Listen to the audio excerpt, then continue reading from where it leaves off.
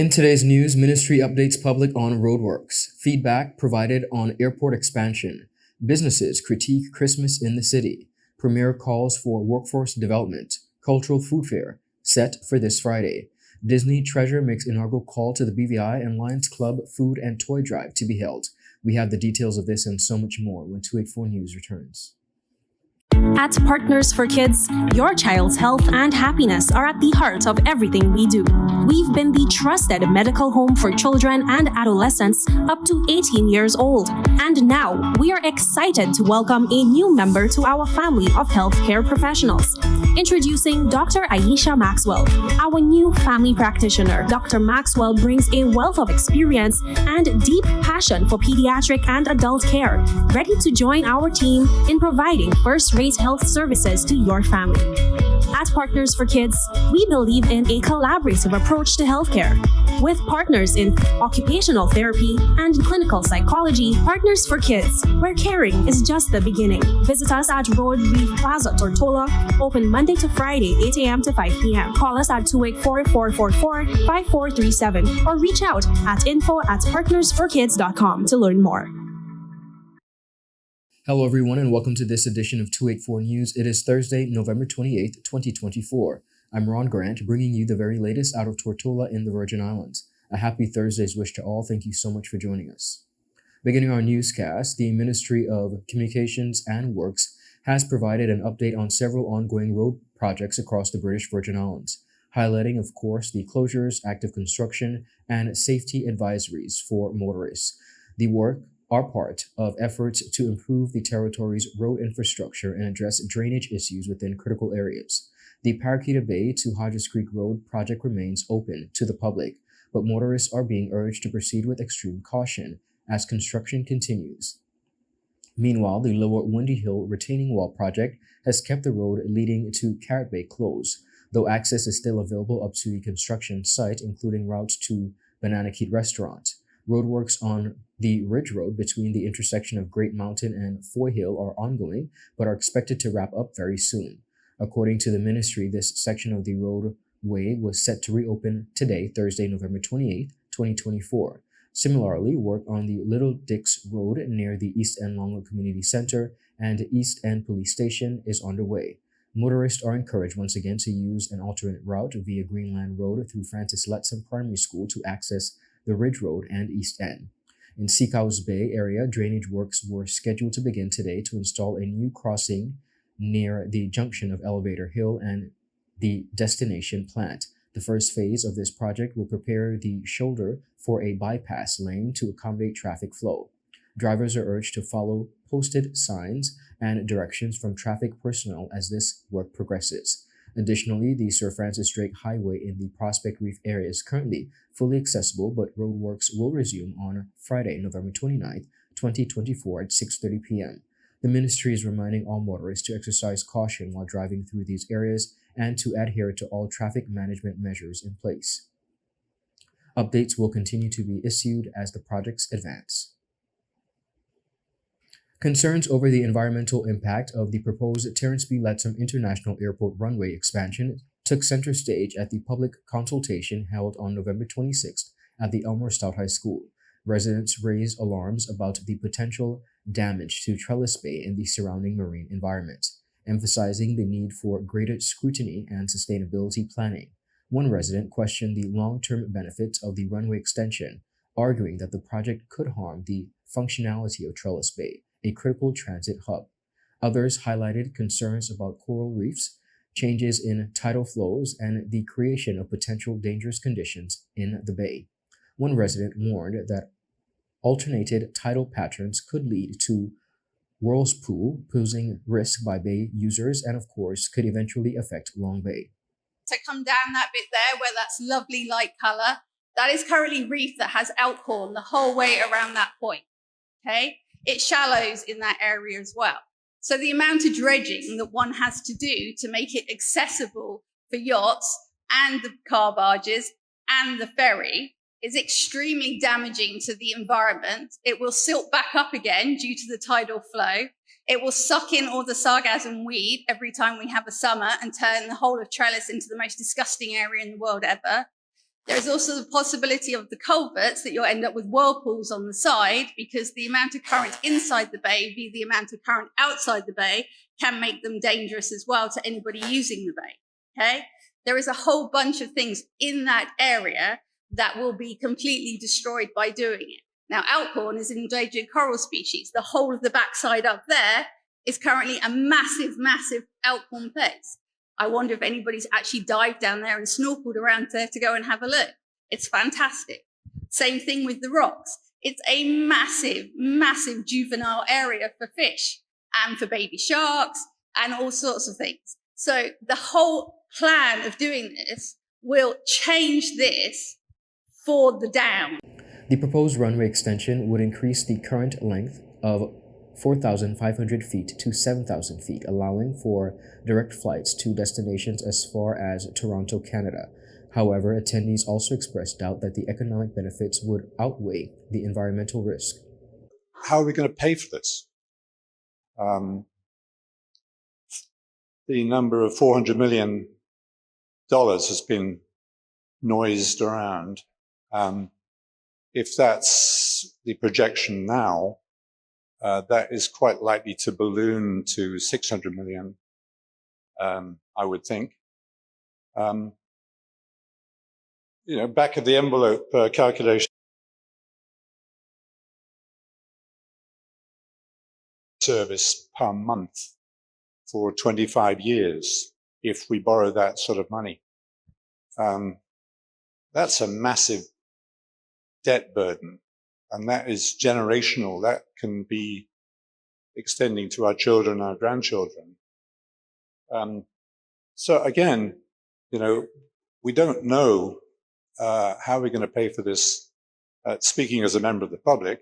Jeffrey Sider, Vice President of Global Advisory at WSP Group, the consultancy firm overseeing the project, acknowledged residents' concerns but assured the audience that the environmental impacts are being carefully reviewed.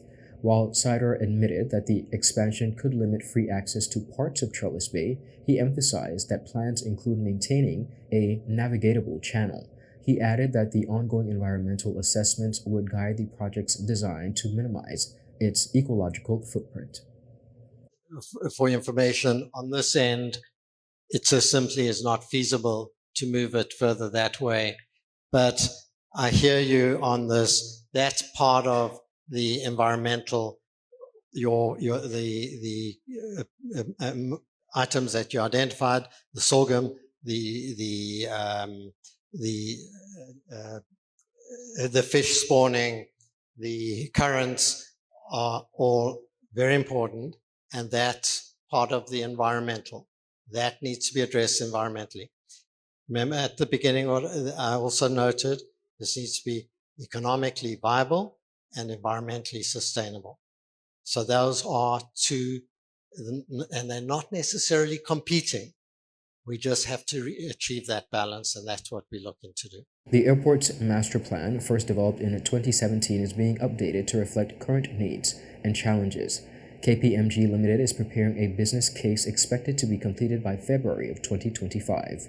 Premier Dr. The Honorable Natayo D. Wheatley reiterated the government's commitment to the project, stating that it aims to move forward before the end of its term in 2027.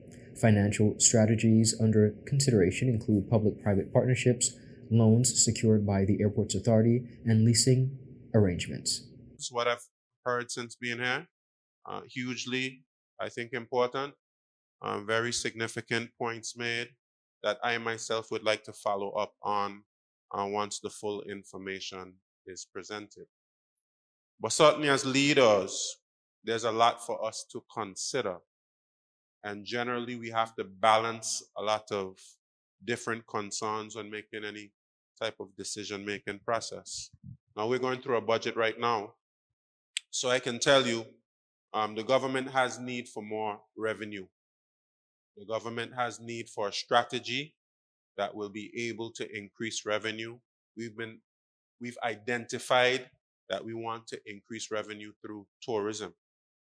We want to increase employment opportunities, business opportunities, and government revenue so we can continue investing in our growing obligations.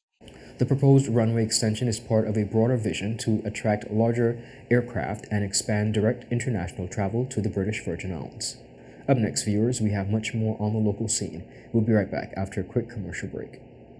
Just give me my service. Yeah. Just give me my service. Just give me my service. Make the switch to CCT and get connected today. Unlimited talk, text, and data. Visit any CCT store or call us at 444-4444. CCT, Life Unlimited. Well, am I covered? Yeah, you're with CG. Remember when I was dabbling in knife throwing bingo? Well, one night I won, but I also got a bullseye. No. In a beehive. I ran for hours. They caught me in the end, though. Anyway, I was covered, and I got to keep my trophy. Uh-oh. Best medical cover for the price. CG Insurance. Good like that. Welcome back, everyone, and thank you so much for sticking with us. A local small business owner has taken to Facebook to voice her concerns about steep increases in fees for participating in the annual Christmas in the City event, sparking a broader discussion about the challenges faced by the small businesses within the British Virgin Islands. The entrepreneur, who said she has long provided entertainment for children at the holiday event, shared that the application fee for a 10x10 space, including electricity, had risen from $250 in previous years to $350 this year.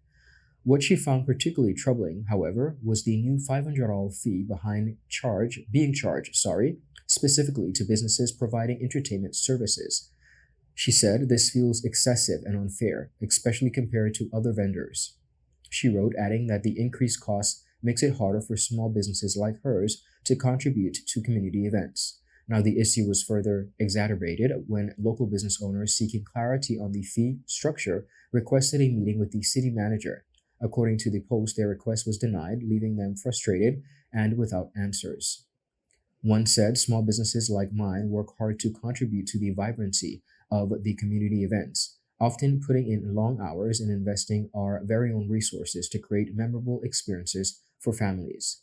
The Post has resonated with many in the community who have expressed support for the small business owners and call for greater fairness and respect. Another one said, "Small businesses are the backbone of our community, and we deserve better treatment and respect," the entrepreneur emphasized. Premier of the Virgin Islands, Dr. the Honorable Natayo D. Wheatley, has called for renewed focus on equipping BV Islanders with the skills and qualifications needed to access opportunities in the territory's evolving job market. Speaking at a recent press conference, the Premier stressed the importance of targeted training and workforce development, while urging residents to embrace necessary changes for economic growth.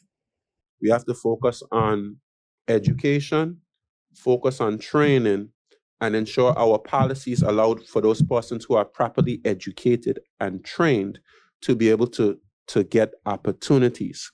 But where we realize we have a small sector of our population, we can't put the whole workforce through certain types of procedures which are incredibly bureaucratic, which are designed to be able to protect a small sector of the population. Addressing questions on the territory's labor policies, Wheatley reaffirmed his commitment to ensuring BV Islanders are prioritized within the workforce, but cautioned against overly bureaucratic systems that protect only a small segment of the population. He also emphasized that the public must acknowledge and accept the steps required to achieve the progress seen in other countries. We have to be a little bit more targeted and nuanced in our approach, and we have to be able to accept certain things as a population. We are a growing community. You can't want what Cayman has and not be willing to do what Cayman has done. Cayman's population has grown. The Turks and Caicos population used to be around the same as ours. They've gone past us. That's because they've developed their tourism sector to a particular point. So with economic development comes population growth. With the growth of your gross domestic product comes population growth. Everybody wants to go to heaven, but nobody wants to die. Premier Wheatley also highlighted the demographic challenges impacting the territory, noting that the current birth rates are insufficient to sustain the local workforce without migration. We have to be realistic about what it is going to require to grow our economy. If indeed we want to grow our economy, if we don't want to grow our economy, a lot of this stuff, we could just forget about it. But if you want to grow your economy, your population will grow. And we are not having children like my great-grandfather and them who used to have about 20-something children.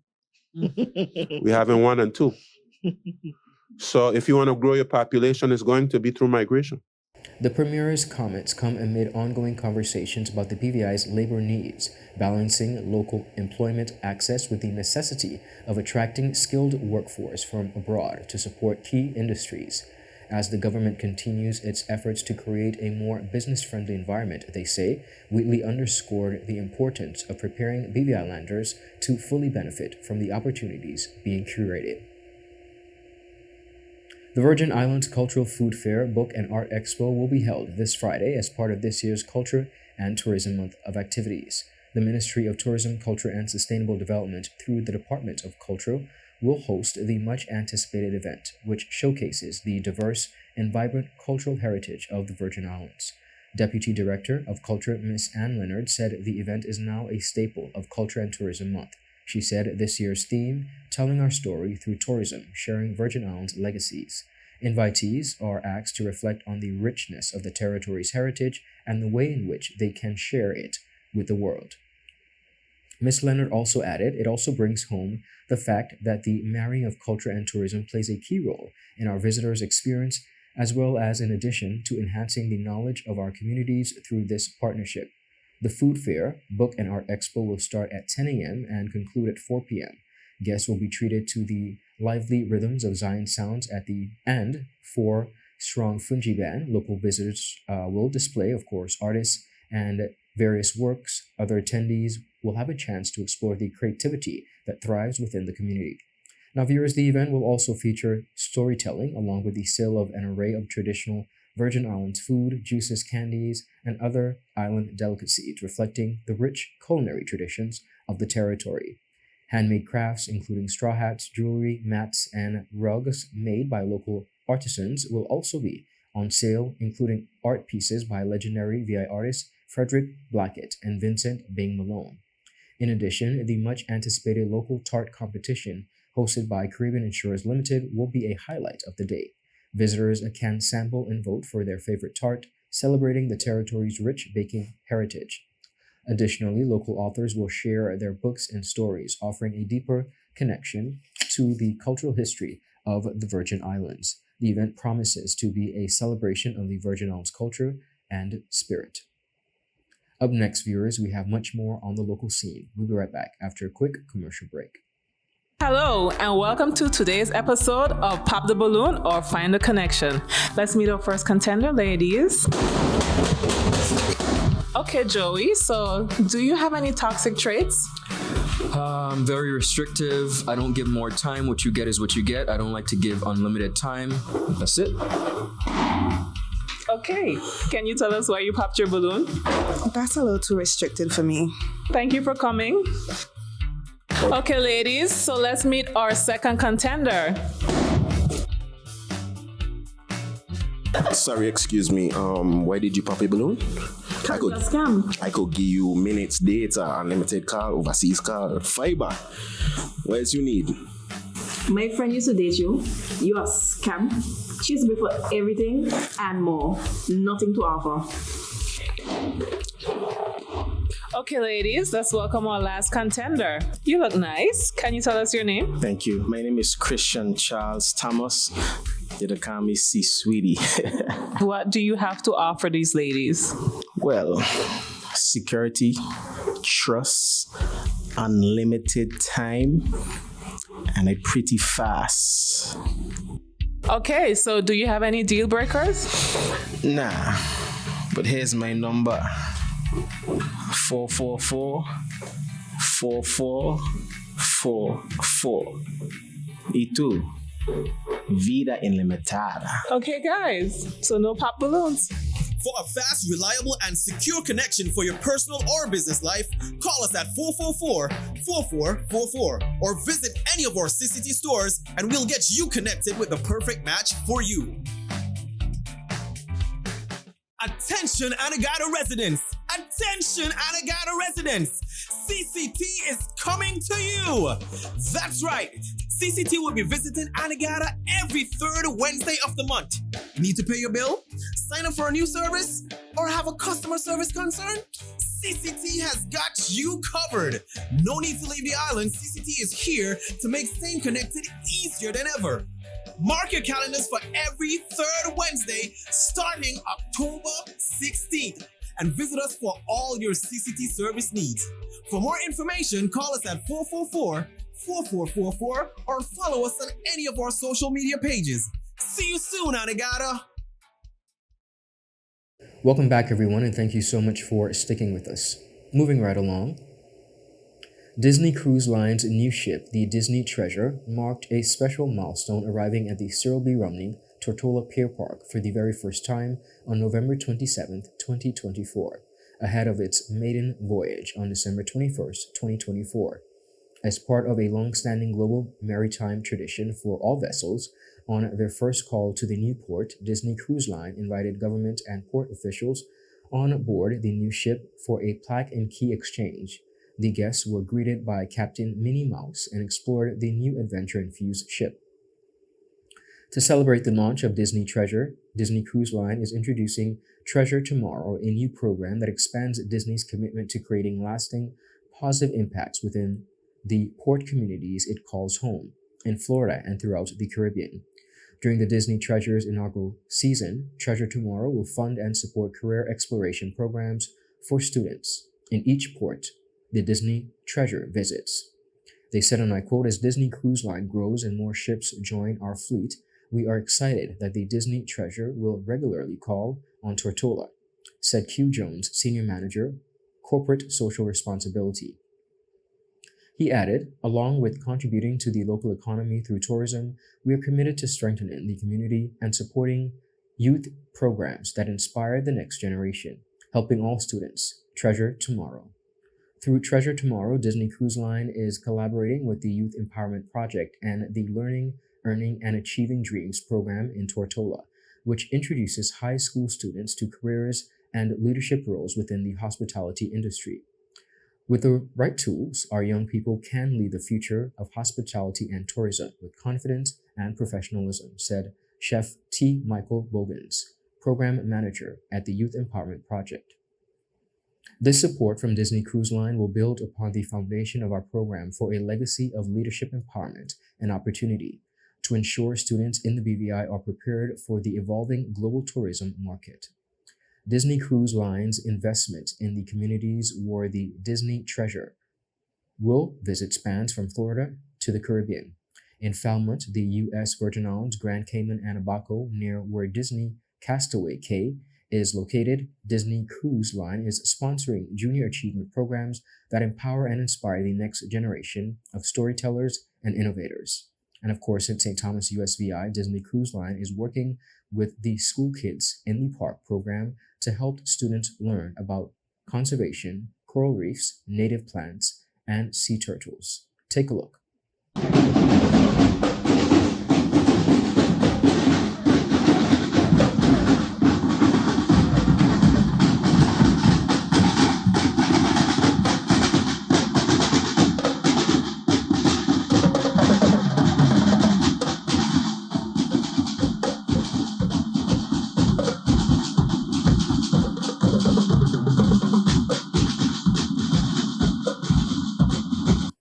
The Lions Club of Tortola will be hosting their annual Season of Giving, which includes a food and toy drive.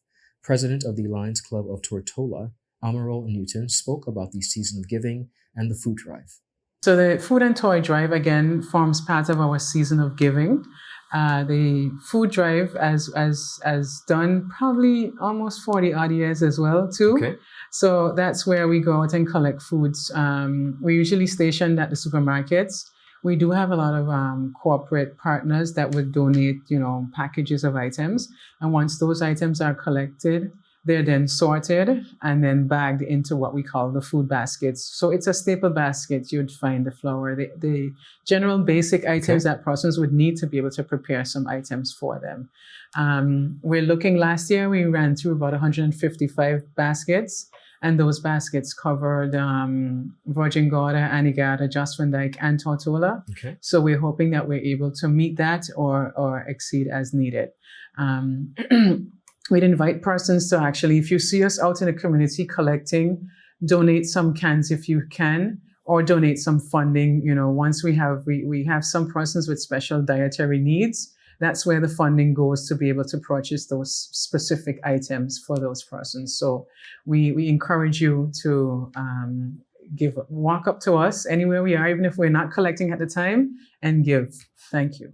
Additionally, she shared details about the toy drive. So the toy drive, a similar collection effort. We will be this year going through a targeted list of groups through WIN BVI, Esden Henley, Eunice Adams, special needs. That's the kindergarten section. We figured this year, let's try and focus on the targeted group. So we're collecting toys. Again, corporate persons can give, anyone can give, donate a toy. It's school age kids, so probably from 5 right up to probably 12 or 13. We don't really get much into the teenage years because that sometimes is a little bit challenging. So at least, we can spread some joy to some kids around. The Lions Club is also hosting a raffle where proceeds will be used to facilitate several major projects within 2025. This raffle is probably our first in many, many years.